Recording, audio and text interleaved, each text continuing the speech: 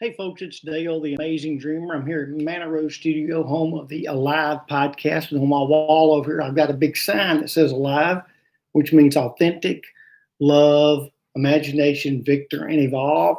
Over here, as you know, but it's worth repeating. When you feel like quitting, remember why you started. If you haven't already done so, please hit that subscribe button, give me a thumbs up, leave me some comments. And as I tell you on every one of these, this is totally raw, completely unedited. I don't ever go back and do second takes. It's just whatever comes out, comes out. I got a quote for you that I posted on my Facebook page several years back, but it's kind of apropos to the conversation today. And it says, to be yourself in a world that is constantly trying to make you something else is a great accomplishment. Sorry, I didn't have my microphone over there earlier, so I hope all y'all could hear that. And that's kind of major. To be yourself in a world that is constantly trying to make you something else, it really is a great accomplishment. And to kind of solidify that, last night Chris and I were watching some shows on Netflix, and she opened a bag of Dove candy. And unbeknownst to me, Dove candy wrappers have got a quote inside of them. And this one said, be fearlessly authentic. And the first letter of Alive is A, which stands for authentic. In that message I just told you, to be yourself in a world that is constantly trying to make you something else. Probably the most complicated thing we can do in this day and age is be authentic. There is so much fear around us. You may not think so, but if you just allow yourself to think a little bit, you'll see exactly what I'm talking about. Everywhere you go, you're being watched. You're being listened to. These things are everywhere. Everybody's got one. I remember back when I was 18, we're talking about in the late 70s, early 80s, somewhere in that area. You could go to a bar and you could sit down and talk to someone of the opposite sex, and there was no big deal. There was no issue. You weren't a freak. You weren't crazy. You weren't, whoa, get away from me. Nowadays, you can't strike up a conversation with a total stranger, because this day people are so geared up to go, get away from me. I don't know who you are. You're a creep. So it's very difficult to let our authenticity comes out. If you ever listen to Gary Vaynerchuk, he's constantly saying, don't live your life based on what somebody else thinks or feels. And I guarantee you, especially in the climate we're in right now with the election, everybody has a negative opinion about something.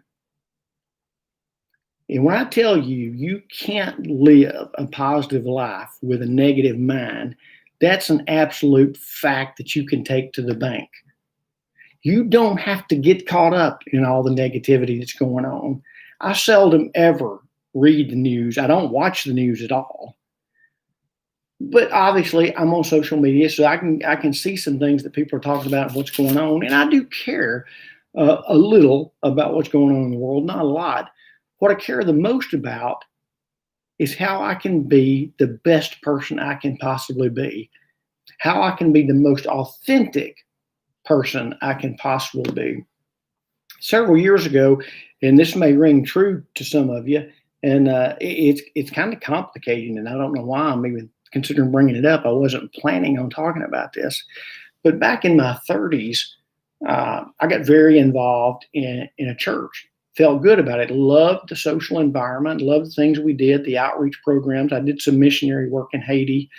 So it was really, a major part of my life. And I don't regret it, but I realized the more I allowed myself to look into doctrinal beliefs, dogmatic beliefs, I realized I wasn't being as authentic as I needed to be. I felt like that we were putting rules and regulations in place for people to be a Christian. I don't think we need rules and regulations. I don't think a church or a religion should tell me that in order to gain heaven or whatever's next in this life, you got to do X, Y, Z. I don't believe that. Forgive me if that steps on some toes, but I'm being totally authentic. Now, I'm probably one of the most spiritual people you will ever meet. I'm a total believer in a supreme being, a higher power.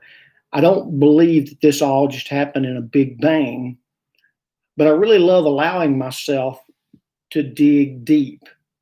And I say that because one of the biggest challenges in my life is how to give hope to someone else. Matter of fact, I always have this book around, A Reason for Hope. And I think you saw that in the title of this. And it's very difficult when people pray and nothing happens. And what I mean by difficult, if you go through social media and you read all the posts say, oh, God is good, I got the job. God is good, I got this. God is good, this happened. God is good, my disease went away. But can you imagine the millions and millions and millions of good, honest, spiritual, Christian people that die horrific deaths every day because their prayers didn't get answered? Now, how do you give hope to those people? As I question the religiosity in the world around us, I throw these questions out there, and it always makes people take a step backwards because they don't have the answers. It's truly a mystery of this thing called faith. I call it the American Jesus, and we'll go into that a little later, probably 2-3 days from now. So I know what it feels like to be hopeless. I know what it feels like to be hopeful.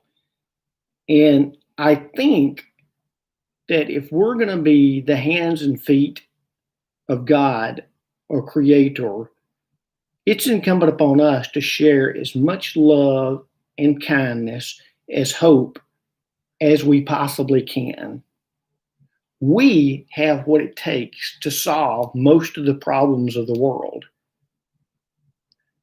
But the only way we can do that is bring more people together and invite more people to the conversation. And if you're inviting people to the conversation just so you can try to convince them of your point of view, then you don't need to be in the conversation. You're part of the problem, not part of the solution. We need to bring people to the table and start listening to each other. And collectively, we can solve a lot of problems that this world has. We can give hope back to the hopeless. We together can make something positive and dramatic happen. I've got a book in front of me. It's called Words of Wisdom. I love it. I'm just going to randomly flip to a page and see what the words of wisdom we can come up with today are. To be a complete person is to be part of others and share a part of them. Wow. That's from Elliot Richardson, 1920. That's some good wisdom for the day.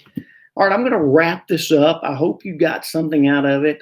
If you haven't subscribed, please do. If you haven't given me a thumbs up or thumbs down, either way, I wish you would. You can comment, like me on Facebook, Dale Childress.